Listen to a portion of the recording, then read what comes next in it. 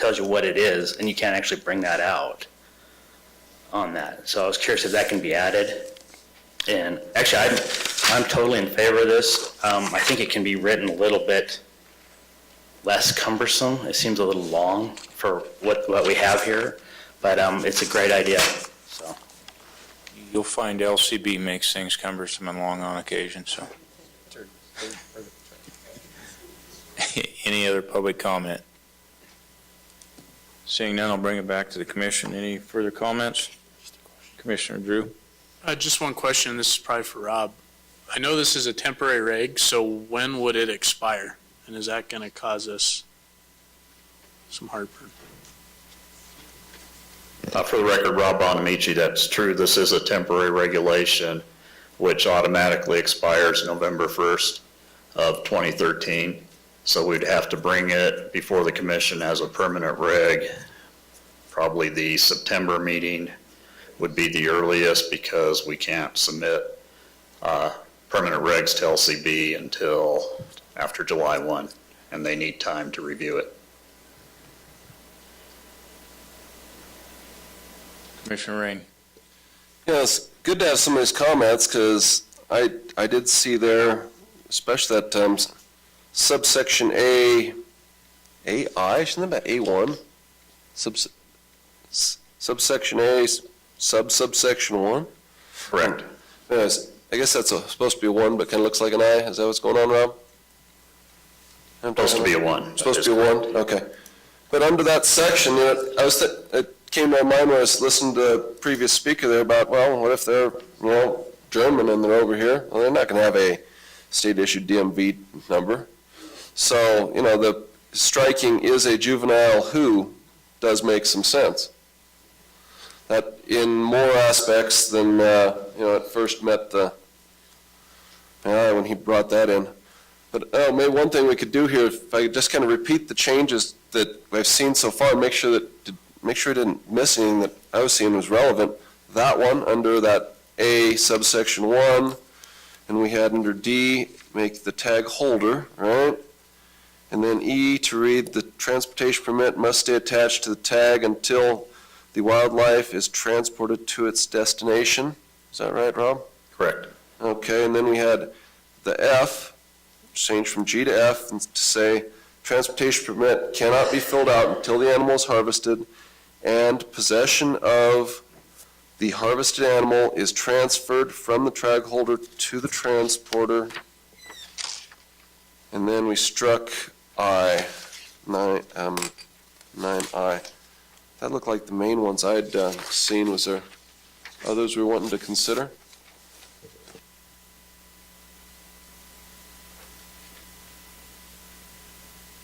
I would consider the suggestion made under A, where it says the person may, to change that to the tag holder must.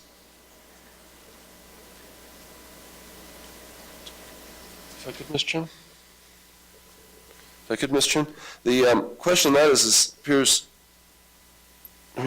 may means you may fill out this permit, but you don't have to fill out the permit unless you want to use it.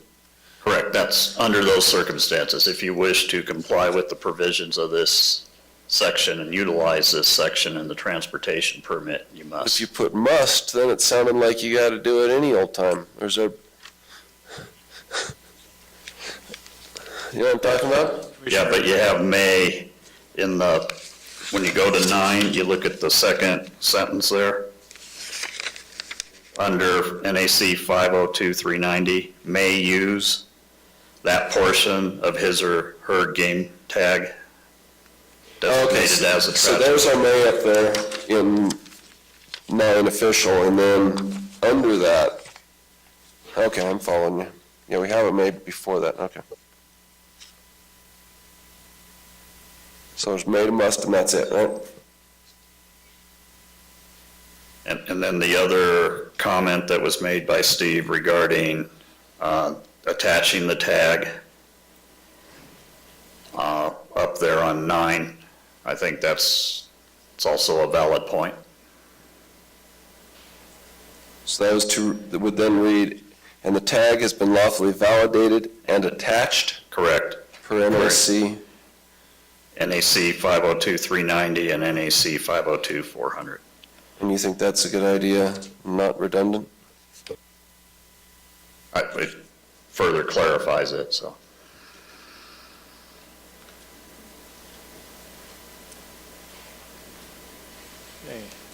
Any other questions? Commissioner Drew? Just some more process questions for you, Rob. So, given the legislature's in session and everything else, is this something you envision being in place by this hunt season? Yes, that was what the direction we were provided is this was to be in place by this hunting season.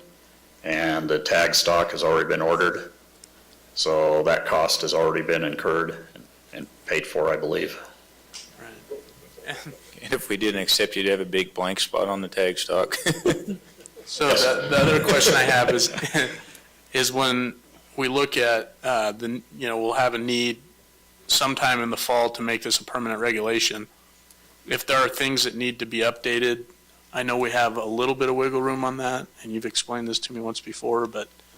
Yeah, I was going to suggest that and bring that point up, is that if we run into little glitches, or the sportsmen out there run into little glitches as we go through this process, that we have that opportunity to rectify those, as long as it's not a substantive change to this.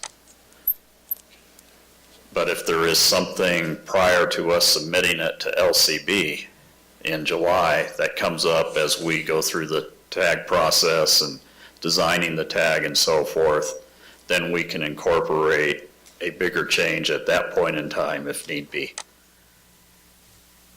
What date do we have to make it permanent by? November of 13? Yeah. Correct? Same thing as the bear thing we dealt with, right? Commissioner McBeth? Okay, I'm putting on my criminal hat again. So I'm a criminal, and I want to, I'm playing the criminal. What's to keep me from not only getting the signature and the name of the tag holder, but also the witness at the same time? I mean, what's the difference between that? I know we go from a two-person conspiracy to a three-person conspiracy, and it's more difficult to get three people to conspire than two, but. Yeah, if I could back up a little here, just first of all, just kind of an overarching statement. I realize the people that we're dealing with and speaking here, they aren't criminals, don't think like criminals, and neither do many of you, obviously.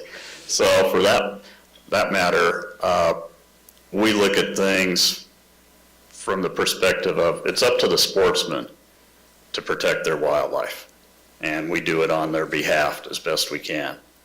And it's up to the sportsmen to decide how many restrictions they want to place upon themselves to protect the wildlife.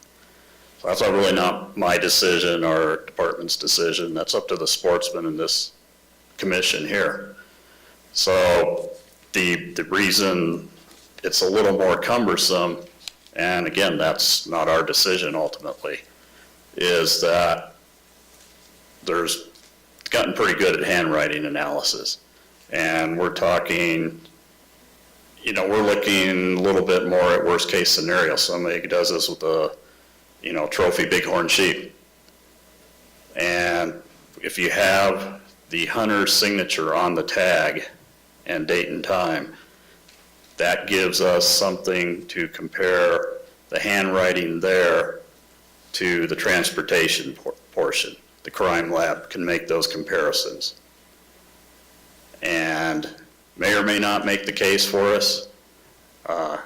Can't predict the future, but depending on that, that could certainly break a case for us. So again, it's, is it common for other people to shoot other people's desert bighorn sheep? It's not common, but it does happen. So that's where we're coming from on it. And it's up to this group and the group in the audience to, hey, are we interested in putting enough, restrictions upon ourselves, or is it worth it? And that's a decision outside of my purview. Well, no, I think you're law enforcement and we want to hear from you as Right. to, what the, But that's our rationale behind it, is to ultimately protect the resource and protect equal opportunity for all the sportsmen. If you've got somebody else coming in and shooting, a 85-year-old lady's animal, and the 85-year-old lady isn't even there, that's an opportunity lost from the honest sportsman. Commissioner Drew. Just as a counterpoint, I can see that finding a witness may not always be the easiest thing to do, but I can tell you that in many cases right now, getting a transportation permit is almost impossible. And I can find a witness somewhere, sometime, in most instances. So I'm comfortable with it. I think it's a good safeguard. I'll probably have some more to say on this on the next agenda item, but I see where Commissioner Macbeth's going in terms of the convenience, but I'm looking at it kind of the other way in terms of this is going to be a lot easier than the process that's in place now, and it still provides us a safeguard. So I personally kind of like it. Any other questions or comments? Seeing none, any other public comment? Seeing none, we'll close that portion of this agenda item and we'll move on to the demerit points.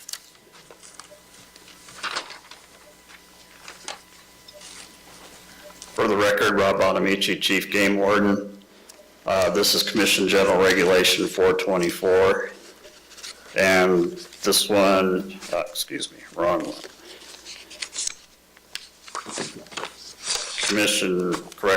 Commission General Regulation 425. And this is in reference to demerit points, addressed as NAC 501-200, which is basically a laundry list of violations and associated demerit points go with the conviction of those violations. During our discussions with Mr. Elmore, in fact, I believe, he could correct me if I'm wrong, but I believe he even suggested, well, let's make it a 12-point violation. We're making it easier on the sportsmen, and let's make it a 12 violation if they take advantage of this and use it illegally, which we obviously concurred with. In addition to that, while we had this open, we added on page 9, failed to visit traps within 96 hours. That was currently unaddressed in here as a violation, and we made that, suggesting that be 6 points. And let me clarify a little more of the reasoning behind there. On section 2, on the last page, this isn't a change, this is the way it actually reads now. A person who is convicted of committing a violation or committing a wildlife violation that does not appear in the schedule set forth in subsection 1 will be assessed 3 points. So that violation and all other violations that aren't incorporated in there automatically become 3 points. Where the issue comes in is in section 3, a person who is convicted of committing a wildlife violation within 60 months after a conviction for the same violation will be assessed double the amount of demerit points listed in the schedule set forth in subsection 1. Well, if they aren't listed in subsection 1, section 3 doesn't apply. And since we've had issues with trap visitation, not by all trappers by any means, so please don't take that out of context, but by a select few trappers, then we're stuck. We've had some with 4 or more convictions that we're not able to revoke. So that's the logic behind it. And obviously again, up to the commission. Okay, any questions of Rob on this portion? Commissioner Rain? First is a piece of, basic correspondence on this that we just got from an assemblyman on this particular item. Do you want me to read that now? I should letter to you, or do you want to take that later on in this? I was going to go over it too, but if you have it now, go ahead, Scott. Sure. It said, Dear Chairman Rob and fellow commissioners, I was surprised to find somewhat hidden in this proposed regulation a demerit increase for a trapping violation. I feel the public presentation is extremely unclear, as the headline does not mention it at all. I respectfully request the trapping portion at least be removed from the agenda and properly publicly noticed for a future meeting, as I would like an opportunity to review and comment on this proposal. It's from Assemblyman Ira Hansen, who was sent here a little while ago to us. I noticed it at lunch. As far as that, I don't think we had many comments from a lot of cabs on that particular portion of this, and I'm thinking it was not obvious that it was about that at all, and I didn't actually notice it until I read it again for like the third time with different things. And so I'm not thinking that the trapping portion is really appropriate at this time, because it was buried in here. A lot of people just plain didn't see it on our advisory boards. Otherwise, they probably would have commented on it one way or the other. Also, as far as you have it listed twice here, demerits, the same thing twice. One page, top page 8, one page 9. Did you mean to have it on 2 places? Was that deliberate? Or was that a typo? What I'm talking about? Page 9? Yeah. It's on top both pages. Oh, that's a typo then. So we have typos and likely wasn't well noticed, so. The reference to the notice, I have the notice right here. Commission General Regulation 425 T003-13, Transportation Demerit Points. The Commission may adopt a regulation relating to demerit points assessed on game tag transportation permit and trapping visitation, and providing any other matters properly relating thereto. So it's right in there, trapping visitation in the public notice.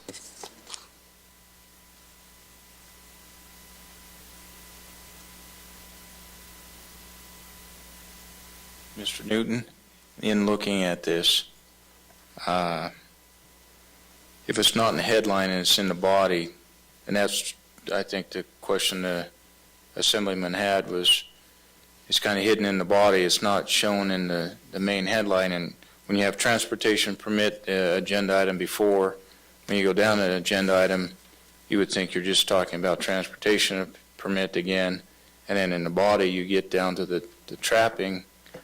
Do you see a problem with the way it was agendized? It's on the agenda, but do you see a problem with the way it was agendized? No. Okay. The information's in the notice. Before I go any other comments,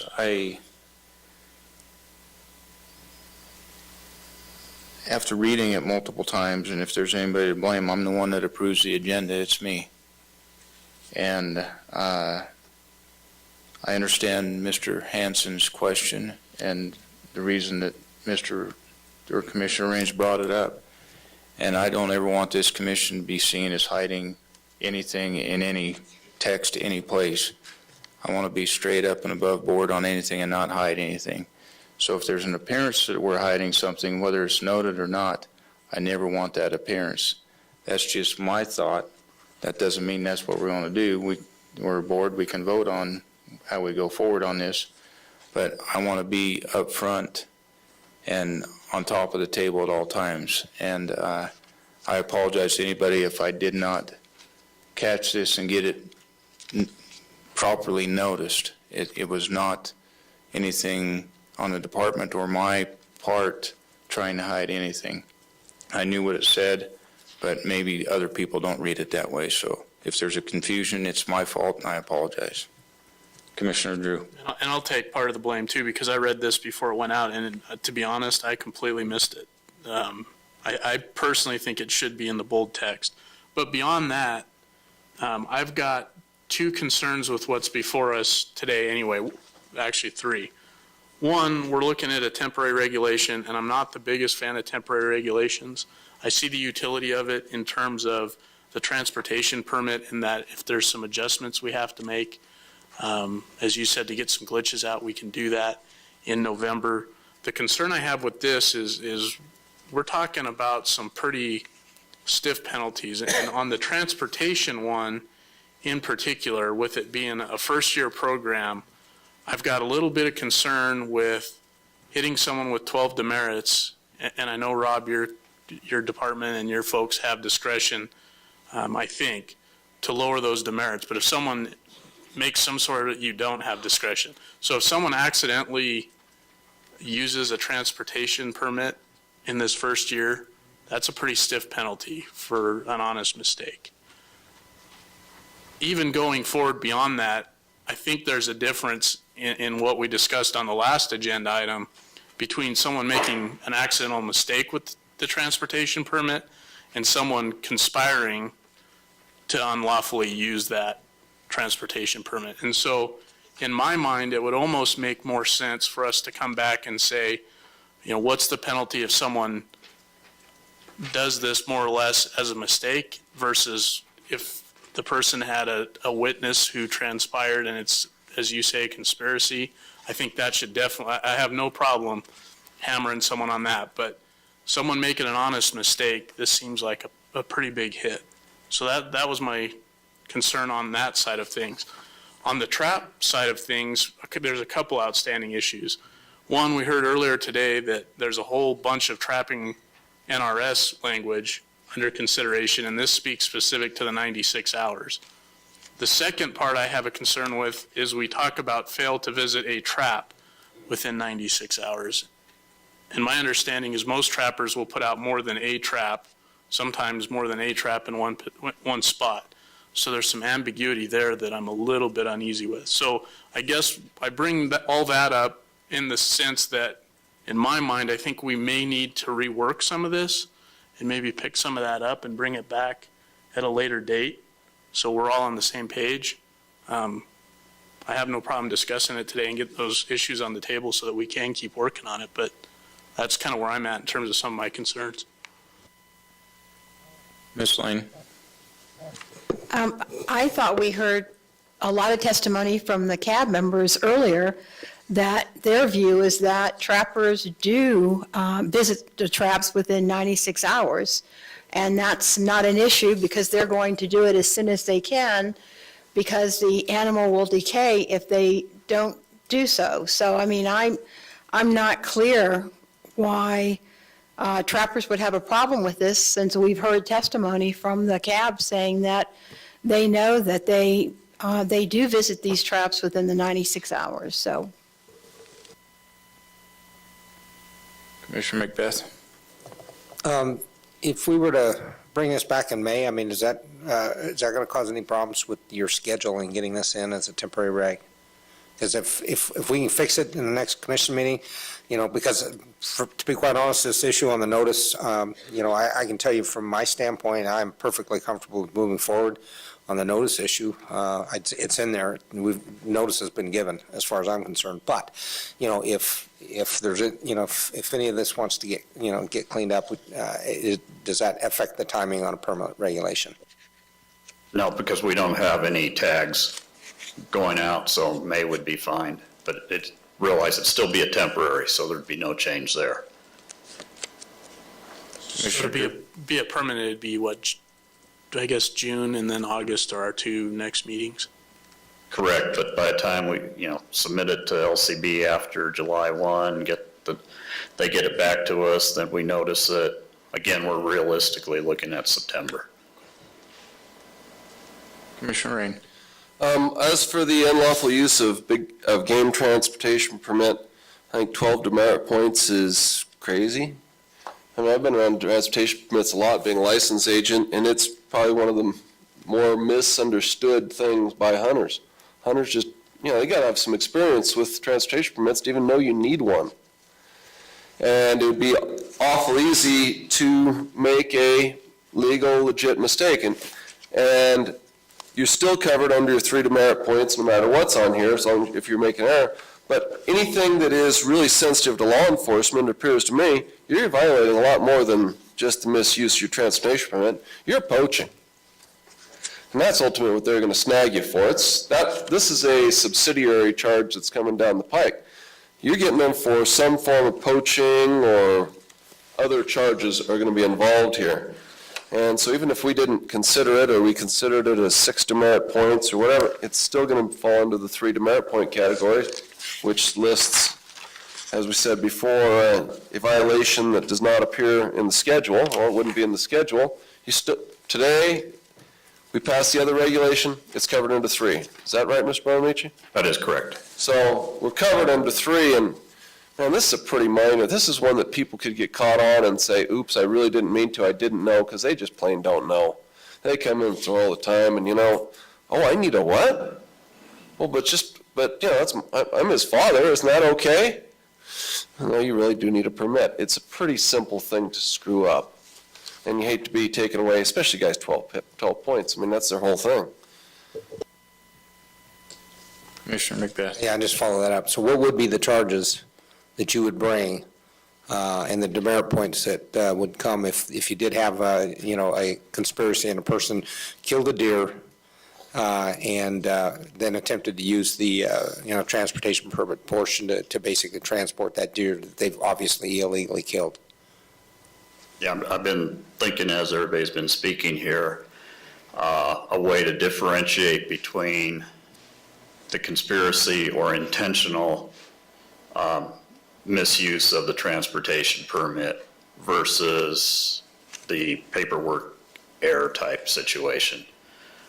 And I need to put a little more thought into that. But I think there's a way we can maybe address this situation.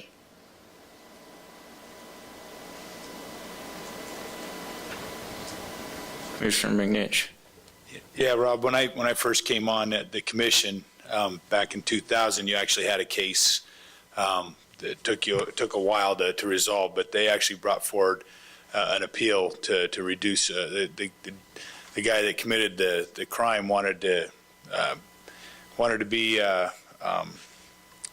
prohibited from getting a hunting license, but he wanted to hunt big game. He wanted to hunt chukar. He didn't want everything else. So the bottom line is that was a transportation issue that actually involved poaching, and because of your investigation, that's what he got nailed on, and he did end up losing his license for quite a while. So I can see Commissioner Rain's point that there might be other, it's kind of circumstances, whatever, maybe the actual mistake of transporting a big game that was honestly unlawfully taken by somebody else. It's just ending up in somebody else's vehicle is one thing, but in this particular case, there was conspiracy. The department did work it out, and there was poaching involved, and so maybe they do fall on two sides, and maybe it does kind of take care of itself. I don't know. I'm thinking about it too here. Yeah, where these violations kind of come into play, give you some real-world examples. And hunter will have a tag. I really shouldn't even refer to them as hunters. A poacher has a tag. And we've had a case up on Peavine Mountain, for example, running up and down the mountain, taking deer with the same tag, hoping didn't run into a game warden. And we seized 5 poached deer out of that freezer. So I've cited individuals with that's the game. Get your tags home. We worked an undercover case out of Wild Horse a few years back, where the individual worked for a major public utilities company in Las Vegas, put in tags for his employees, or had them put in for tags, and then would shoot multiple deer. I went out hunting with them, and we're going to lay down as many deer as we can, Rob. And then he'd call his employees, have them drive up from Vegas, slap their tag on it, and back to town they'd go with several poached deer. The transportation permit on the tag makes that activity even easier to carry through. So that's why we're looking at enhanced penalties, basically, for violation of it. But I also understand it's not our intent to revoke somebody's license via 12 points for, you know, a paperwork error, so to speak.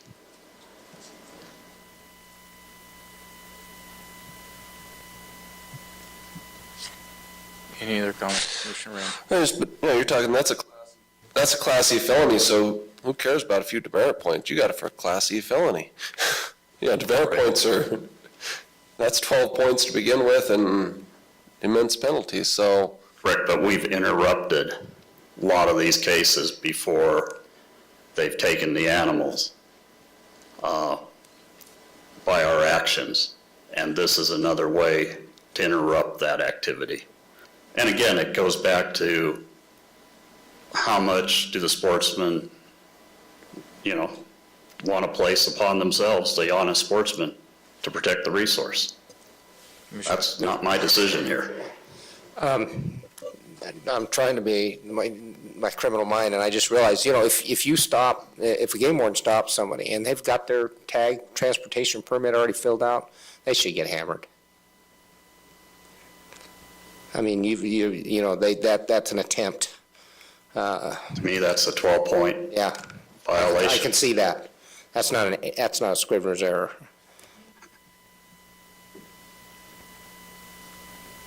Any other commission comment? Seeing none, we'll take this one out to public comment. Mr. Elmore.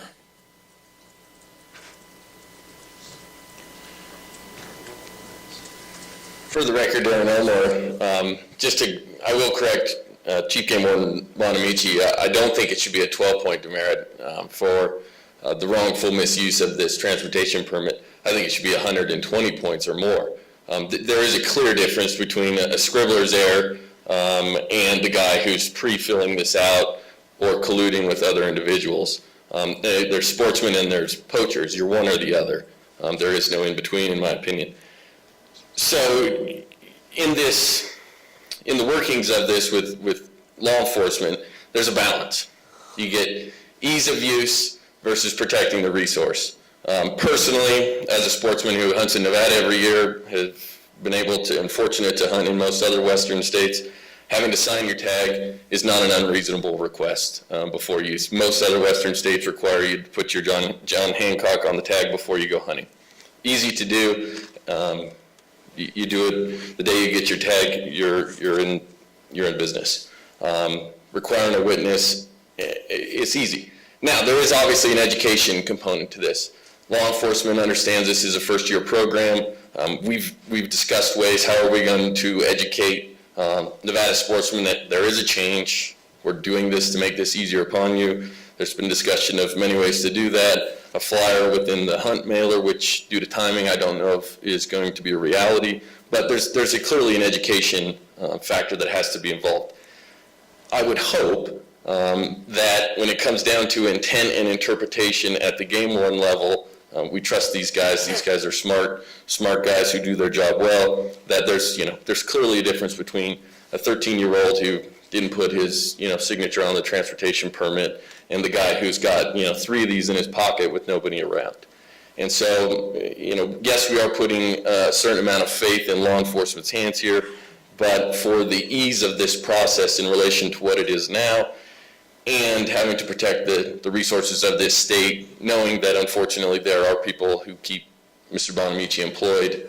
I'm very happy with this. I think, yes, maybe we need to look at dual demerits for an honest mistake versus the guy who's got this filled out. I think that makes sense, but I also put a lot of faith and trust in law enforcement that they can protect the resources and also work with the sportsmen. They have been nothing but very friendly in realizing that this just wasn't the way that it should be, and have worked with us to get it to where it is. Thank you. Thank you. For the record, Matt Murray, Elko County Advisory Board. We did address both items on that agenda with the trapping, and Elko County is in favor of the 6-point demerit. But we do have concerns about the 12-point demerit for a clerical error. If somebody filled that out, I mean, it's putting them in the same category as a poacher. We understand that. So with some language corrections in there, we do agree with if somebody is caught poaching. I'm sure if there is an error, you guys will investigate that though, right? And so you can make that decision. So with that, 12-point demerits or higher for poaching, but if it's simply an error, then it shouldn't be 12 points. Thank you. Joel?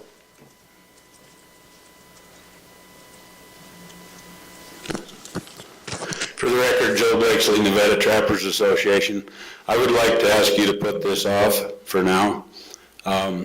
When Rob and I first talked about this, we had discussed doing this after I had my annual Board of Directors meeting, which is the first week in June.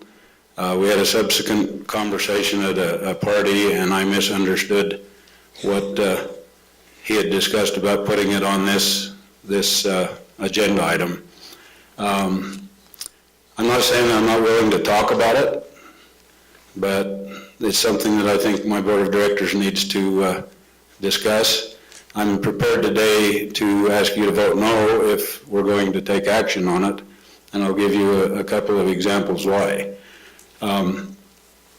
6 demerit points, you got 2 bites at the apple. Trapper's different than a hunter. Trapper hunter goes out, he gets 6 demerit points. He's probably going to go home. Trapper goes out, say I make it to Smoke Creek, and I get my first ticket. Say I had a breakdown, or I had an illness, or there was a legitimate reason that I didn't make it, and I was 1 hour late, or 5 hours late, or whatever. I get to Smoke Creek, 6 points. I still got 50 traps to check. Do I take a chance at getting to Duck Flat and being done in 1 day for good? I think there's a potential for an unintended consequence here. When you talk about the criminal mind, I think you're going to take a guy in a situation like that that's not thinking like a criminal, but in his mind he's going to say, do I dare take the chance on finishing it up today, or do I just say to hell with it and go home? That's not what I want to see happen. So this needs to have some more discussion. I'm not saying that I'm not willing to do it, but I would like to have that discussion with my board if possible. So thank you. Mr. McNinch? Before you sit down, if this were put off to the May meeting, would you have an opportunity, understanding that you don't, June is usually, would you have an opportunity to meet with your board of directors before the May meeting? Well, obviously I would make that happen. I'm pretty busy right now, but if that's your pleasure, I mean, I would have to make it happen. It's just something that I'm going to have to do over the telephone or by an email or something versus sitting down, and Rob has volunteered to come and make a presentation and listen to our concerns and that type of thing when we actually, it's the first week in June is usually when we meet, and that's what I had hoped to have happen. So that's my timing issue. Obviously, we'll work with whatever you guys say.